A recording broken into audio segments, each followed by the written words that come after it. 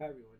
In today's video, I want to quickly go over the difference between a clause in the agreement whereby the buyer has the right to inspect the property versus the buyer having the right to visit the property. I think there's some sort of misunderstanding, and what we're seeing in a lot of the agreements that are coming through our law firm is that the brokers and sales representatives are taking the original clause provided for by OREA and they're drafting it. So it says the original the provision states that the buyer has the right to inspect the property whatever number of times is negotiated in the agreement, 3 times, 4 times, and they're replacing the words inspect with the word visit.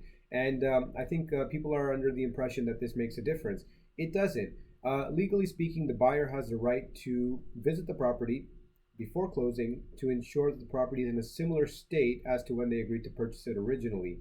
The seller can, I guess, to some extent be seen as a trustee, whereby the seller agrees to maintain the property in a similar condition as to when the buyer agreed to purchase it up until the completion date of the transaction. In fact, if the property is substantially different from when the buyer originally agreed to purchase it, then there may be legal recourse that the buyer will be able to seek. Now, insofar as that clause is concerned, I don't encourage you to modify it so that it says visitation. You can leave it as an inspection. The buyer does have that right to do that. And it's really there for you to go in, and you should definitely exercise this right so that you can go in and make sure you move the carpets around, move the different things around to make sure that there's nothing hidden or nothing has substantially changed. And if there is, you speak with your attorney quickly to have those things rectified before the actual completion date of the transaction.